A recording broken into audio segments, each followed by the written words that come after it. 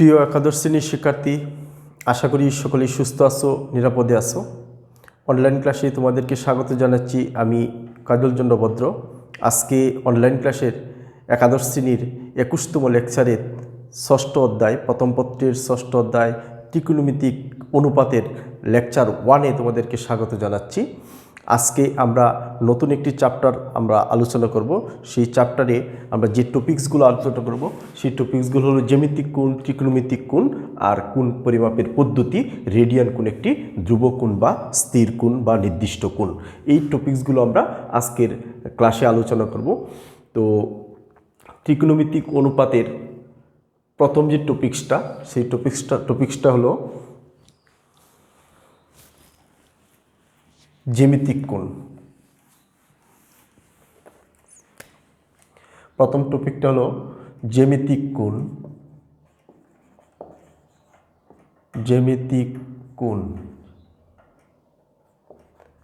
লক্ষ্য করো, জ্যামিতিক কোণ বলতে আমরা কি বুঝি? দুটি রশ্মি পরস্পরকে ছেদ করলে ছেদবিন্দুতে একটি কোণ উৎপন্ন হয়। সেই কোণটাকে আমরা থিটা দ্বারা প্রকাশ করলাম। সেই কোণের পরিমাণটা যদি ধনাত্মক হয় এবং 0 ডিগ্রি থেকে 360 ডিগ্রি পর্যন্ত সীমাবদ্ধ থাকে, তাহলেই সেই কোণটাকে আমরা কি বলতে পারবো? জ্যামিতিক কোণ বলতে পারি বা জ্যামিতিক কোণ বলবো। ক্লিয়ার? জ্যামিতিক কোণটা কি? দুটি রশ্মি এক বিন্দুতে মিলিত হলে মিলিত বিন্দুতে যে কোণ উৎপন্ন হয়, কী ধরনের কোণ উৎপন্ন হয়? ধনাত্মক কোণ। যে ধনাত্মক কোণ উৎপন্ন হয় সেই কোণের পরিমাণ যদি 0 ডিগ্রি থেকে 360 ডিগ্রির ভিতরে সীমাবদ্ধ থাকে, তবেই সেই কোণকে কি বলা হবে? জ্যামিতিক কোণ বলা হবে। অর্থাৎ আমরা জ্যামিতিক কোণ বলতে আমরা বুঝবো সকল ধনাত্মক কোণ এবং 0 ডিগ্রি থেকে কত ডিগ্রি পর্যন্ত 360 ডিগ্রির ভিতরে ধনাত্মক কোণগুলোকে জ্যামিতিক কোণ বলবো। যেমন আমরা চতুর্ভাগ চিনি। এটা হলো প্রথম চতুর্ভাগ, দ্বিতীয় চতুর্ভাগ, তৃতীয় চতুর্ভাগ, চতুর্থ চতুর্ভাগ। এটি এক্স অক্ষ রেখা, এটি ওয়াই অক্ষ রেখা। এই রেখা দুটি পরস্পর ও বিন্দুতে মিলিত হয়েছে বা যে বিন্দুতে ছেদ করে তাকে আমরা কি বলি? ও বা মূল বিন্দু বলি। সেই ও এক্স রশ্মিটি ঘড়ির কাঁটার বিপরীত দিকে ঘুরলে যে কোণ উৎপন্ন হবে তাকেই কী বলা হবে?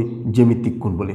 এইভাবে ঘুরতে ঘুরতে যদি আমরা একবার অতিক্রম করে আগের জায়গায় আসে, অর্থাৎ একবার ঘুরলে প্রাথমিক অবস্থা থেকে তার শেষ অবস্থান একবার ঘুরে আসতে এর ভিতরে যত কোণ উৎপন্ন হবে সবগুলাই হবে কি? জ্যামিতিক কোণ। অর্থাৎ 0 ডিগ্রি থেকে কত ডিগ্রি পর্যন্ত? 360 ডিগ্রি পর্যন্ত। এর ভিতরে আমরা যে সমস্ত কোণগুলো পাবো, ধনাত্মক কোণগুলো, অর্থাৎ ঘড়ির কাঁটার বিপরীত দিকে, এখানে হইতে পারে, এখানে হইতে পারে, এখানে হইতে পারে, তার মানে এইটুক কোণ হইতে পারে, আবার এখানে এইটুক কোণও হইতে পারে। এই কোণগুলোকে কি বলবো আমরা? জ্যামিতিক কোণ বলবো। অর্থাৎ জ্যামিতিক কোণের পরিমাণ হবে 0 ডিগ্রি থেকে 360 ডিগ্রির মধ্যে। ক্লিয়ার? এরপরের যে টপিক্সটা আমরা, সেটা হলো ত্রিকোণমিতিক কোণ। লক্ষ্য করো, ত্রিকোণমিতিক কোণ। শিক্ষার্থীরা, ত্রিকোণমিতিক কোণ।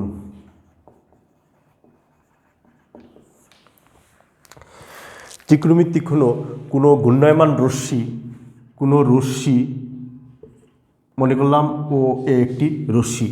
এই রশ্মিটি ঘূর্ণায়মান রশ্মি, অর্থাৎ সে ঘুরতে থাকবে।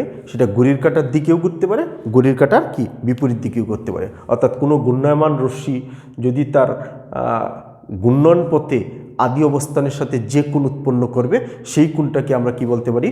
ত্রিকোণমিতিক কোণ বলবো। তো ঘূর্ণায়মান রশ্মিটি একবার দুইবার তার আদি অবস্থানের সাথে কি ঘুরে ঘুরে বারবার কি করতে পারে? যে কোণ উৎপন্ন করে, বা এরকম কোণ উৎপন্ন করলো, এই জায়গায় আসলো, এই জায়গায় আসলো, আবার কি এই জায়গায় আসলো। ঘূর্ণায়মান রশ্মি তার আদি অবস্থানের সাথে এখানে কোণ উৎপন্ন করবে, এখানে কোণ উৎপন্ন করবে ঘড়ির কাঁটার বিপরীত দিকে, আবার এখান থেকে এই পর্যন্ত ঘড়ির কাঁটার বিপরীত দিকে। ঠিক আছে? এইভাবে ঘুরিয়ে সে যদি আগের আদি অবস্থান ওকে যদি সে কী করে আবার অতিক্রম করে, অর্থাৎ এইভাবে একবার ঘুরে অতিক্রম করে সে আবার একটা কোণ উৎপন্ন করলো, সেই কোণটা হবে কি ত্রিকোণমিতিক কোণ। ঠিক আছে, এটা ঘড়ির কাঁটার বিপরীত দিকে ঘুরলো। যদি সে ঘড়ির কাঁটার দিকে ঘুরে, অর্থাৎ এই দিকে মুভমেন্ট করে ঘুরে, তাহলে এইখানেও কী করতে পারে, সে একটা কোণ উৎপন্ন করতে পারে। আবার এইভাবে ঘুরিয়ে সে এরকম অসীম পর্যন্ত কোণ উৎপন্ন করতে পারে। সেই কোণগুলোকে বলা হবে কি ত্রিকোণমিতিক কোণ। অর্থাৎ কোনো ঘূর্ণায়মান রশ্মি যদি সে আদি অবস্থানের সাথে ঘড়ির কাঁটার দিকে অথবা বিপরীত দিকে ঘুরে, যতবার খুশি ততবার ঘুরতে পারবে, ঘুরে যে কোণ উৎপন্ন করবে শেষ অবস্থানের সাথে, সেই কোণটাকে বলা হবে আমাদের ত্রিকোণমিতিক কোণ। অর্থাৎ ত্রিকোণমিতিক কোণের কোনো সীমানা নাই। অর্থাৎ ইনফিনিটি থেকে প্লাস মাইনাস ইনফিনিটি থেকে প্লাস ইনফিনিটি পর্যন্ত কোণকে কি বলা হবে, প্লাস ইনফিনিটি পর্যন্ত কোণকে ত্রিকোণমিতিক কোণ বলা হয়। অর্থাৎ কোনো ঘূর্ণায়মান রশ্মি একবার ঘুরে তার আদি অবস্থানের সাথে ঘড়ির কাঁটার বিপরীত দিকে ঘুরে আসলে সে জ্যামিতিক কোণ উৎপন্ন করে। এখন ঘড়ির কাঁটার দিকেও ঘুরতে পারবে, বিপরীত দিকেও ঘুরতে পারবে। ঘুরে তার আদি অবস্থানের সাথে সে যে কোণ উৎপন্ন করবে, সেই কোণটাকে আমরা কি বলতে পারবো, ত্রিকোণমিতিক কোণ বলতে পারবো। আর ত্রিকোণমিতিক কোণের কি নাই, কোনো সীমানা নাই। অর্থাৎ মাইনাস ইনফিনিটি থেকে কি প্লাস ইনফিনিটি, সে ঘড়ির কাঁটার বিপরীত দিকেও ঘুরতে পারবে, যতবার খুশি ততবার ঘুরে তার আদি অবস্থানের সাথে যে কোণটা উৎপন্ন করবে সেটাকে বলা হবে ত্রিকোণমিতিক কোণ। অনুরূপভাবে সে ঘড়ির কাঁটার দিকে ঘুরলে তার কোণের পরিমাণটা হবে নেগেটিভ, বিপরীত দিকে ঘুরলে হবে কি পজিটিভ। এই ছিল আমাদের ত্রিকোণমিতিক কোণ। এখানে যদি ঘড়ির কাঁটার বিপরীত দিকে একবার ঘুরে তার আদি অবস্থান পর্যন্ত আসে বা আদি অবস্থান পর্যন্ত, সেটা আমরা বলছিলাম জ্যামিতিক কোণ। তাহলে সেই জ্যামিতিক কোণটা কিন্তু এই ত্রিকোণমিতিক কোণের ভিতরে আছে। তাই আমরা বলতে পারি সকল জ্যামিতিক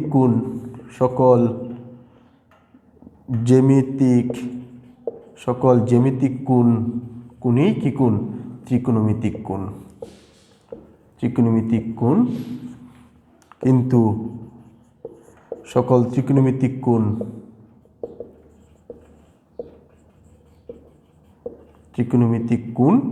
জ্যামিতিক কোণ নয়।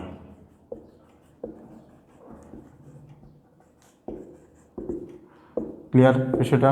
তাহলে আমরা কি বলতে পারি, সকল জ্যামিতিক কোণই ত্রিকোণমিতিক কোণ, কিন্তু সকল ত্রিকোণমিতিক কোণই কি নয়, জ্যামিতিক কোণ নয়। তাহলে আমরা জ্যামিতিক কোণ পড়লাম, ত্রিকোণমিতিক কোণ পড়লাম।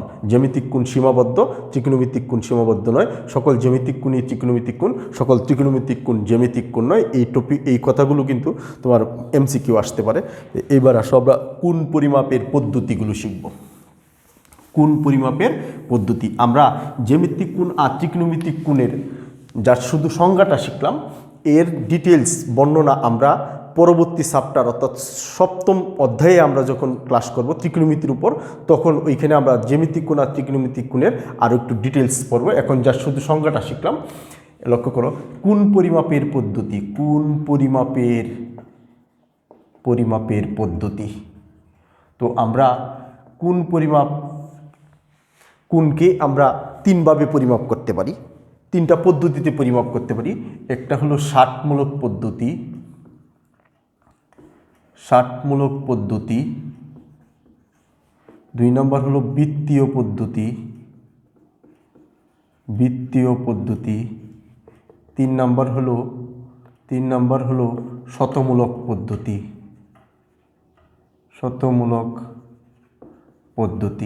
শিক্ষার্থীরা লক্ষ্য করো যে আমরা কোণ শিখলাম দুইভাবে, জ্যামিতিক কোণ আর ত্রিকোণমিতিক কোণ। এই জ্যামিতিক কোণ আর ত্রিকোণমিতিক যে কোনো কোণই হোক, সেই কোণকে আমরা পরিমাপ করতে পারি যে পদ্ধতিগুলো, সেই পদ্ধতিগুলো হলো ষাটমূলক পদ্ধতি, বৃত্তীয় পদ্ধতি আর কি শতমূলক পদ্ধতি। এই তিনটা পদ্ধতিতে আমরা কোণ পরিমাপ করে থাকি। এই ষাটমূলক পদ্ধতিকে আমরা ইংরেজি পদ্ধতিও বলতে পারি, আর বৃত্তীয় পদ্ধতিকে আমরা সার্বজনীন পদ্ধতিও বলতে পারি। অর্থাৎ কোণ সম্পর্কিত যত ব্যবহারিক প্রয়োগ আছে, সেই প্রয়োগে আমরা বৃত্তীয় পদ্ধতিটা বেশি ব্যবহার করে থাকি। ষাটমূলক পদ্ধতিটা ইংরেজি পদ্ধতিতে ব্যবহার করা হয়, আর শতমূলক পদ্ধতিটা এখন ব্যবহার করা হয় না, তবে শতমূলক পদ্ধতিও আমাদের কি আছে, কোণ পরিমাপ করা যায়। তাহলে শতমূলক পদ্ধতিটা আমাদের বর্তমান সিলেবাসে নাই, কিন্তু এই দুইটা পদ্ধতি বর্তমান সিলেবাসে আছে। তবুও আমরা কি করব, এই তিনটা পদ্ধতি নিয়েই তোমাদের সাথে আলোচনা করব। তো আলোচনার শুরুতে আমরা ষাটমূলক পদ্ধতি কি সেটা জানব। শিক্ষার্থীরা, ষাটমূলক পদ্ধতি কি? ষাটমূলক পদ্ধতি হলো ষাটমূলক পদ্ধতিতে কোন পরিমাপের একক ধরা হয় 90 ডিগ্রি?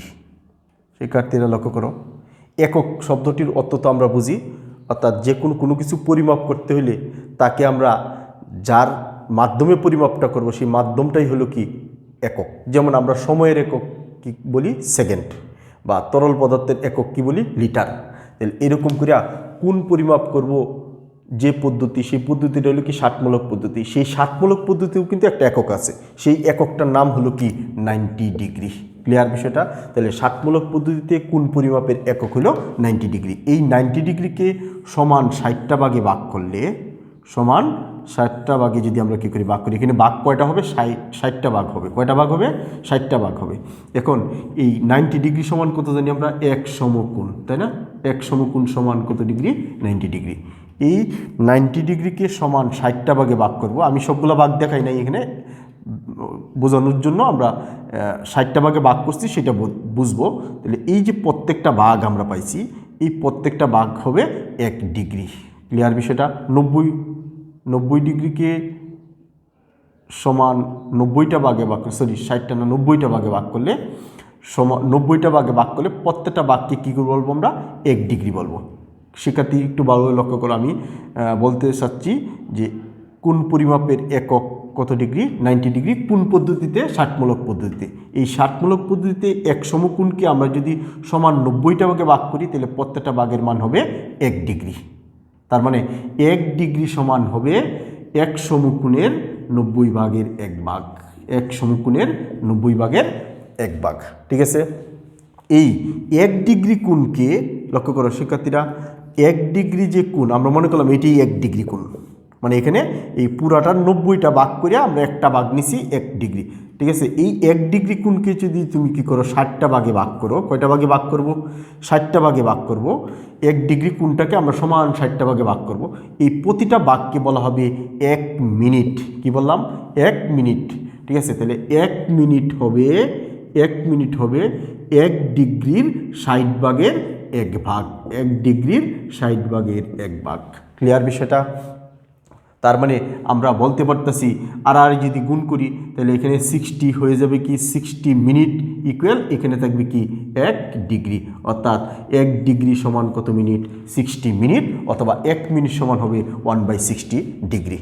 এই যে 1 মিনিট পাইছি আমরা, ওই 1 মিনিটকে যদি আমরা 1 মিনিটটাকে আমি একটু বড় করে বোঝানোর জন্য বড় করে নিলাম, আসলে কি এখানে 1 মিনিট হবে না, বোঝানোর জন্য এটাকে আমরা 1 মিনিট মনে করলাম। এই 1 মিনিটকে যদি আমরা সমান 60টা ভাগে ভাগ করি, তাহলে এনে আমরা 60টা ভাগ আছে মনে করব, এই 60টা ভাগের একটা ভাগকে আমরা বলবো 1 সেকেন্ড। তার মানে 1 সেকেন্ড হলো 1 মিনিটের 60 ভাগের 1 ভাগ।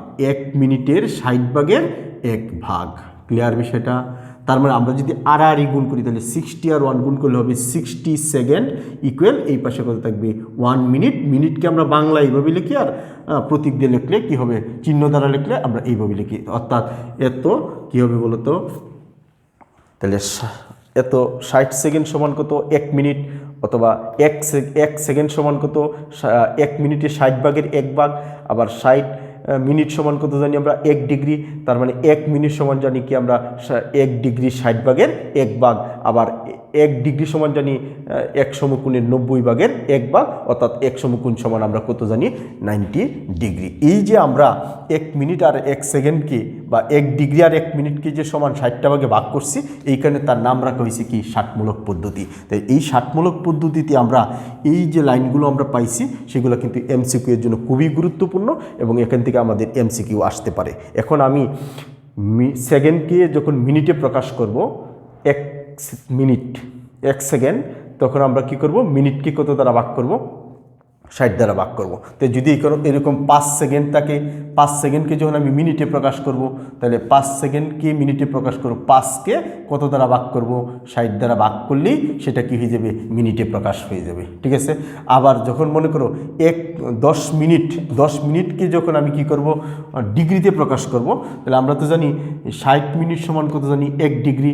তাহলে 1 মিনিট সমান জানি আমরা কত? 1/60। তাহলে 10 মিনিট সমান আমরা লিখব কি? 1/60। তখন কি হয়ে যাবে? এটা ডিগ্রি হয়ে যাবে। অর্থাৎ এই 1 ডিগ্রিকে 60টা ভাগে ভাগ করলে সরি 10 বাই কত আসবে 60 ডিগ্রি, তখন 1 বাই কত থাকবে 6 ডিগ্রি। ক্লিয়ার বিষয়টা? অর্থাৎ সেকেন্ডকে মিনিটে প্রকাশ করতে হলে 60 দ্বারা ভাগ করতে হবে, মিনিটকে ডিগ্রিতে প্রকাশ করতে হলে কত দ্বারা ভাগ করতে হবে 60 দ্বারা ভাগ করবো, ভাগ করে ক্যালকুলেশন করলে যা পাওয়া যায় সেটি হবে আমাদের কি মানে একটা সেকেন্ডকে মিনিটে প্রকাশ করা, মিনিটকে ডিগ্রিতে প্রকাশ করা। ক্লিয়ার বিষয়টা? তাহলে আমরা এই টপিক এই লাইনগুলো খুব ভালোভাবে এমসিকিউর জন্য মনে রাখবো, চেষ্টা করব। ঠিক আছে? তো আমরা ষাটমূলক পদ্ধতি সম্পর্কে জানলাম। এইবার আমরা শিখব বৃত্তীয় পদ্ধতি। লক্ষ্য করো, বৃত্তীয় পদ্ধতি বলতে কি বুঝি? বৃত্তীয় পদ্ধতিতে কোণ পরিমাপের একক হইল 1 রেডিয়ান। যেমন ষাটমূলক পদ্ধতিতে কোণ পরিমাপের একক ধরেছিলাম 90 ডিগ্রি, বৃত্তীয় পদ্ধতিতে কোণ পরিমাপের একক হবে 1 রেডিয়ান। তাহলে 1 রেডিয়ান বলতে আমরা কি বুঝি? 1 রেডিয়ান। ঠিক আছে? 1 রেডিয়ান বলতে আমরা কি বুঝি? লক্ষ্য করো, তাহলে আমরা এই হলো একটি বৃত্ত, এই হলো তার কি ব্যাসার্ধ, এটা তার কেন্দ্র, এটা তার কি ব্যাসার্ধ। এই ব্যাসার্ধকে আমরা কি দ্বারা প্রকাশ করি? আর দ্বারা প্রকাশ করি। এই ব্যাসার্ধের সমান চাপ, ব্যাসার্ধের সমান চাপ, অর্থাৎ এখানে আমরা কাটা কম্পাস বা পেন্সিল কম্পাস দ্বারা মাপে নিতে পারবো, নিয়ে আমরা এখান থেকে মাপতে পারবো। মাপলে আমরা মনে করলাম এখান থেকে এইটুক দূরত্ব, অর্থাৎ এটা চাপ, এই চাপটা ব্যাসার্ধের সমান হয়েছে। চাপকে আমরা কী দ্বারা প্রকাশ করি? এস দ্বারা প্রকাশ করি। এসের মানটা কার সমান হয়েছে? আর এর সমান হয়েছে। তাহলে এই যে চাপের দুইটা প্রান্তবিন্দু আছে, সেই প্রান্তবিন্দু দুইটা বৃত্তের কেন্দ্রে যোগ করলে যে কোণ উৎপন্ন হবে সেই কোণটাকে আমরা 1 রেডিয়ান হিসেবে প্রকাশ করি। ঠিক আছে? অর্থাৎ কোনো বৃত্তের ব্যাসার্ধের সমান চাপ বৃত্তের কেন্দ্রে যে কোণ উৎপন্ন করে, তাহলে আমরা 1 রেডিয়ান বলতে পারি বা বুঝবো যে কোনো বা যে কোনো বৃত্তের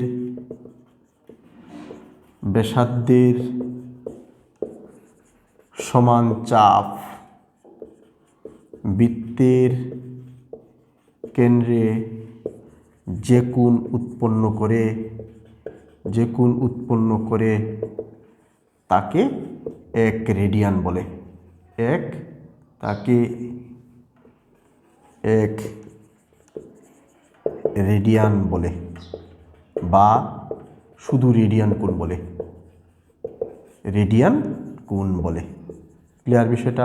তাহলে আমরা যখন কোনো বৃত্তের ব্যাসার্ধের সমান চাপ নিব, সেই চাপটা বৃত্তের চাপের দুইটা প্রান্ত বিন্দু বৃত্তের কেন্দ্রে যোগ করলে যে কেন্দ্রে উৎপন্ন কোণ হবে সেই উৎপন্ন কোণটাকে আমরা কি বলতে পারবো? 1 রেডিয়ান বলতে পারবো। তো 1 রেডিয়ান সমান হবে 1 রেডিয়ান সমান 2/π সমকোণ। কি বললাম বলো তো? 1 রেডিয়ান সমান হলো 2/π সমকোণ। ঠিক আছে? অর্থাৎ আমরা আর যদি গুণ করি তাহলে পাই রেডিয়ান সমান 2 সমকোণ। অর্থাৎ পাই রেডিয়ানকে এই প্রতীক দ্বারা প্রকাশ করা হয়, সার্কুলেশন। রেডিয়ানের ইংরেজি সার্কুলেশন, তার প্রথম অক্ষর কি সি, তাই রেডিয়ানের উপর পাইয়ের উপর সি দিলে আমরা বুঝবো এটা পাই রেডিয়ান। পাই রেডিয়ান সমান কত? 2 সমকোণ।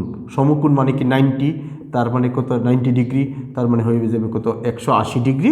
এই পাই রেডিয়ান সমান কত? 180 ডিগ্রি। এটাই ছিল ডিগ্রি আর রেডিয়ানের মধ্যে সম্পর্ক। এই সম্পর্কটির প্রমাণ আমরা একটু পরে দেখব। তো লক্ষ্য করো, তাহলে 1 রেডিয়ান বলতে আমরা কি বুঝি? কোনো বৃত্তের ব্যাসার্ধের সমান চাপ বৃত্তের কেন্দ্রে যে কোণ উৎপন্ন করে তাকে 1 রেডিয়ান বলে বা রেডিয়ান কোণ বলে। আমরা 1 রেডিয়ান সমান জানি π/2 সমকোণ। তাহলে আর গুণ করলে পাই রেডিয়ান সমান হবে 2 সমকোণ। পাই রেডিয়ান, রেডিয়ানের ইংরেজি হলো সার্কুলেশন, তার প্রথম অক্ষর সি, তাই পাইয়ের উপর কত লিখবো আমরা? সি। তাইলে বুঝবো এটা পাই রেডিয়ান। পাই রেডিয়ান সমান 2 সমকোণ। সমকোণ বলতে আমরা 90 ডিগ্রি বুঝি। 2 × 90 = 180। এই পাই রেডিয়ান সমান 180 ডিগ্রি। অর্থাৎ এটাই হবে ডিগ্রি আর রেডিয়ানের মধ্যে কি সম্পর্ক, যার প্রমাণটা আমরা একটু পরে শিখব। তো লক্ষ্য করো, এটাই ছিল আমাদের ষাটমূলক পদ্ধতি। তাহলে আমরা ষাটমূলক পদ্ধতিতে কোণ পরিমাপের একক কাকে ধরবো? 1 রেডিয়ানকে ধরবো। যেমন বৃত্তীয় পদ্ধতিতে কোণ পরিমাপের একক কাকে ধরবো? 1 রেডিয়ানকে ধরবো। আর ষাটমূলক পদ্ধতিতে কোণ পরিমাপের একক কাকে ধরবো? 90 ডিগ্রি হবে তার কোণ পরিমাপের একক, আর এখানে 1 রেডিয়ান হবে তার কোণ পরিমাপের একক। 1 রেডিয়ান বলতে আমরা কি জানি? 2/π সমকোণ। 2/π সমকোণ। ক্লিয়ার বিষয়টা? ঠিক আছে? এখন আমরা 2/π সমকোণ ওকে, এবার আমরা এই রেডিয়ান কোণ যে একটি ধ্রুব কোণ বা স্থির কোণ সেটা আমরা প্রমাণ করব। লক্ষ্য করো, এই হলো একটা বৃত্ত, এই হলো বৃত্তের কেন্দ্র, এটা বৃত্তের কেন্দ্র ও, বৃত্তের ব্যাসার্ধ এ।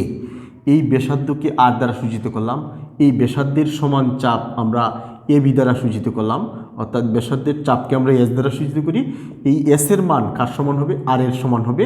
তাহলে এ বিন্দু আর বি বিন্দু বৃত্তের কেন্দ্রে যে কোণ উৎপন্ন করবে তাকেই কি বলবো আমরা? থিটা দ্বারা সূচিত করি। সেই থিটাটাই হবে কি? 1 রেডিয়ান। 1 রেডিয়ান।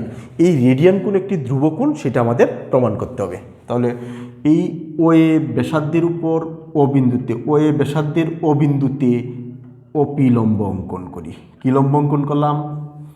ও এ ব্যাসার্ধের ও বিন্দুতে ওপি লম্ব অঙ্কন করি।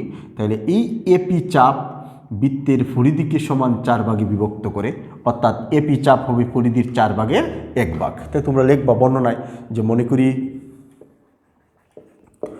ও কেন্দ্র বিশিষ্ট বৃত্তের ব্যাসার্ধ ও ইকুয়াল কত? আর। ব্যাসার্ধের সমান চাপ এস ইকুয়াল আর, যা কেন্দ্রে কি করে? Theta is equal to 1 radian কোণ উৎপন্ন করে। 1 রেডিয়ান কোণ উৎপন্ন করে। ও বিন্দুতে ওপি লম্ব ওই আঁকি অঙ্কন করি। সুতরাং চাপ এপি ইকুয়াল পরিধি বাই 4। তার মানে পরিধি সমান জানি আমরা 2 পাই আর বাই 4, ভাগফল হবে পাই আর বাই 2। তাহলে আমরা চাপ এস সমান জানি আর চাপ এপি সমান জানি পাই আর বাই কত? 2। আমাদের টার্গেট হলো 1 রেডিয়ান সমান একটি ধ্রুব কোণ, সেটা আমরা প্রমাণ করব। তো লক্ষ্য করো, তো আমরা এইটুকু লিখলাম। এর পরবর্তী লিখতে পারি। লক্ষ্য করো, আমরা জানি লক্ষ্য করো, এই চাপটা কেন্দ্রে একটা কোণ উৎপন্ন করছে, এই চাপও কিন্তু কেন্দ্রে একটা কোণ উৎপন্ন করছে। চাপের পরিমাণ বাড়লে কোণের পরিমাণটা কি হয়? বাড়বে। ঠিক আছে, চাপের পরিমাণ যত বাড়বে কোণের পরিমাণটাও কি তত বাড়বে। অর্থাৎ চাপ বাড়ার সাথে সাথে কোণের পরিমাণ বাড়তেছে। তার মানে চাপ আর কোণ পরস্পরের কি হবে? সমানুপাতিক। তাহলে আমরা লিখতে পারি, আমরা জানি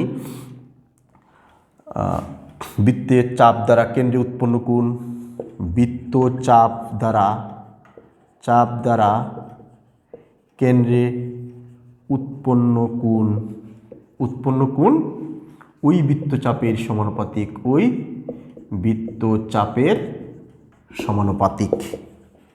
সমানুপাতিক। ক্লিয়ার বিষয়টা? এটা কিন্তু একটা থিওরি, উপপাদ্য। এই উপপাদ্যটা তোমাদের মুখস্থ রাখতে হবে। কেন, কিভাবে বুঝলাম এই উপপাদ্যটা? যে কোণ আর চাপের মধ্যে সমানুপাতিক। আমার চাপ আছে এইটুক, কোণের পরিমাণ এইটুক। আমি চাপ বাড়াইছি, কোণের পরিমাণ বাড়ছে। আমি যদি চাপ আরও বাড়াই, অর্থাৎ এখান থেকে এই পর্যন্ত, তাহলে কোণের পরিমাণটা বাড়বে। অর্থাৎ একটা রাশি বাড়লে যদি তার সাথে রিলেটেড অপর রাশিটিও বাড়ে, তাহলেই তারা পরস্পরের কী হবে? সমানুপাতিক। তাহলে কোনো বৃত্তের চাপ যদি বাড়ে, তাহলে তার কি কোণের পরিমাণটাও কি? বাড়বে। তাহলে বৃত্তচাপ দ্বারা কেন্দ্রে উৎপন্ন কোণ ওই বৃত্তচাপের কি? সমানুপাতিক। তাহলে আমরা লিখতে পারি, এই যে বৃত্তচাপটা ছিল এবি, চাপ এবি, সে কত কোণ উৎপন্ন করছে? কোণ এ ও বি, এটা সমানুপাতিক হবে। আরেকটা চাপ আমরা কত নিছিলাম? চাপ এপি। এই এপি চাপ কেন্দ্রে কত ডিগ্রি কোণ উৎপন্ন করছে? এ ও পি। তাহলে চাপ এবি মানে কি? এস। চাপ এবি মানে এস, আর কোণ এ ও বি মানে কত? 1 রেডিয়ান। আর চাপ এপি মানে কত? চাপ এপি মানে পাই আর বাই 2। আমরা একটু আগে বের করে রাখছিলাম পাই আর বাই 2, এই যে পাই আর বাই 2। আর কোণ এ ও পি মানে আমরা কত জানি? 90 ডিগ্রি। কোণ এ ও পি মানে 90 ডিগ্রি। এই এসের মান কিন্তু আমাদের ব্যাসার্ধের সমান, অর্থাৎ আর এর সমান। আর এখানে থাকবে কি? 1 রেডিয়ান ইকুয়াল, আমরা এখানে একটা সমীকরণ দিয়ে রাখবো। ঠিক আছে, একটা সমীকরণ দিয়ে রাখবো। এবার লক্ষ্য করো, এখানে যদি আমরা কি লিখি পাই আর আর টুটা নিচে চলে আসবে, ভাগ করলে হয়ে যাবে 180 ডিগ্রি। তাহলে এইখানে পাই পাই বাদ দিলে থাকবে 1/1 রেডিয়ান, রেডিয়ান ইকুয়াল আর বাই পাই বাই কত 180 ডিগ্রি। তাহলে আমরা যদি গুণ করি আর আরই, তাহলে গুণ করলে আমরা লিখতে পারি এই 1 রেডিয়ান আর পাই গুণ করলে হবে পাই রেডিয়ান। পাই রেডিয়ান সমান 1 আর 180 গুণ করলে কত 180 ডিগ্রি। এটাই ছিল ডিগ্রি আর রেডিয়ানের মধ্যে সম্পর্ক। ঠিক আছে, অর্থাৎ আমরা লিখতে পারি পাই রেডিয়ান সমান, রেডিয়ানকেই প্রতীক দ্বারা প্রকাশ করা হয় 180, তার মানে 1 রেডিয়ান সমান আমরা লিখতে পারি 180/পাই ডিগ্রি। ঠিক আছে, অথবা 1 ডিগ্রি সমান লিখতে পারি পাই বাই 180 রেডিয়ান। এই তিনটা টপিকসও কিন্তু তোমাদের খুবই গুরুত্বপূর্ণ, আমাদের অঙ্ক করতে গেলে এটা লাগবে। লক্ষ্য করো, আমার রেডিয়ান দেওয়া আছে, ডিগ্রিতে যখন প্রকাশ করব, বলতো ডিগ্রিটা কার উপরে থাকে 180-র উপরে থাকে, তার মানে উপরে হবে 180, নিচে হবে কি পাই।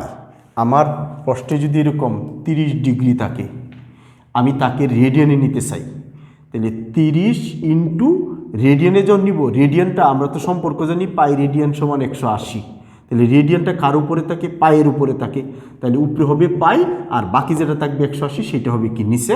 ভাগ করলেই কিন্তু আমরা পাই দেব কত পাই/6, অর্থাৎ 30 ডিগ্রির রেডিয়ানটা হবে, রেডিয়ান পরিমাপটা হবে পাই/6। তোমার রেডিয়ান পরিমাপে আছে যেমন পাই = 180, এটা আমরা জানি। ঠিক আছে, রেডিয়ান পরিমাপে আছে যেমন 2π/3, এটা রেডিয়ান পরিমাপে আছে, তাকে তুমি ডিগ্রিতে নিতে চাচ্ছ, তাহলে 2π/3 তাকে ডিগ্রিতে নিবা। ডিগ্রিটা কার উপরে থাকে 180, তুমি যে জিনিসটাতে প্রকাশ করতে চাচ্ছ সেইটা যার উপরে থাকবে, ডিগ্রিটা কার উপরে থাকবে 180-র উপরে, তার মানে 180 হবে উপরে আর নিচে হবে কি পাই। তার মানে পাই আর পাই কাটা যাবে, 3 দিয়ে 60কে 180কে ভাগ করলে 60, 60 দুগুণে কত আসবে 120, অর্থাৎ 2π/3 এর ডিগ্রির পরিমাপটা হবে কত 120 ডিগ্রি। অর্থাৎ রেডিয়ানে ছিল, আমরা ডিগ্রিতে প্রকাশ করছি, অর্থাৎ বৃত্তীয় পদ্ধতিতে ছিল, আমরা ষাটমূলক পদ্ধতিতে প্রকাশ করছি, আর এখানে ষাটমূলক পদ্ধতিতে ছিল, বৃত্তীয় পদ্ধতিতে প্রকাশ করছি। এই কারণে আমাদের এই সূত্রগুলো কিন্তু খুবই গুরুত্বপূর্ণ এবং আমাদের কি জানা দরকার। তাহলে আমরা প্রমাণ করলাম পাই রেডিয়ান ইকুয়াল কত 180 ডিগ্রি। এখন আমরা এখানে একটা সমীকরণ দিয়ে রাখছিলাম। ঠিক আছে, আচ্ছা এই সমীকরণটা আমরা পরের ক্লাসে নিয়ে আলোচনা করব। এখানে একটা সমীকরণ দিয়ে রাখছি, মনে রাখো S/1 রেডিয়ান ইকুয়াল πr/2 এত। ঠিক আছে, এটাই ছিল ডিগ্রি আর রেডিয়ানের মধ্যে সম্পর্ক। এবং 1 রেডিয়ান সমান আমরা কত পাইছি, 1 রেডিয়ান সমান পাইছি, বা পাই রেডিয়ান সমান পাইছি কত 180 ডিগ্রি, 180 ডিগ্রি। তাহলে 1 রেডিয়ান সমান কত আসবে, 1 রেডিয়ান 180 কত পাই ডিগ্রি। 180 মানে কি 2 সমকোণ, 2 সমকোণ বাই নিচে কত থাকবে পাই, অর্থাৎ 1 রেডিয়ান সমান 2/পাই সমকোণ, অর্থাৎ 1 রেডিয়ান সমান 2/পাই সমকোণ। ঠিক আছে, এখানে 2 একটি ধ্রুবক, সমকোণ একটি ধ্রুবক, পাই একটি ধ্রুবক। ঠিক আছে, তার মানে আমরা এই ডান পাশে সবই ধ্রুবক পাইছি, তার মানে আমরা বলতে পারি 1 রেডিয়ান সমান কি বলতো ধ্রুবক। তার মানে আমরা বলতে পারি রেডিয়ান কোণ একটি ধ্রুবক কোণ, রেডিয়ান কোণ, 1 রেডিয়ানকে সংক্ষেপে কি বলা হয় রেডিয়ান কোণ। তাহলে রেডিয়ান কোণ একটি ধ্রুবক কোণ। ক্লিয়ার বিষয়টা, ধ্রুবক কোণ। তাহলে আমরা আগের প্রমাণটা শেষ করে জাস্ট এই 3টা লাইন লিখলে আমরা বলতে পারবো রেডিয়ান কোণ একটি ধ্রুবক কোণ প্রমাণিত।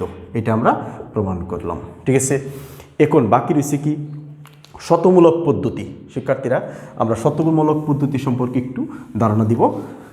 শতমূলক পদ্ধতি,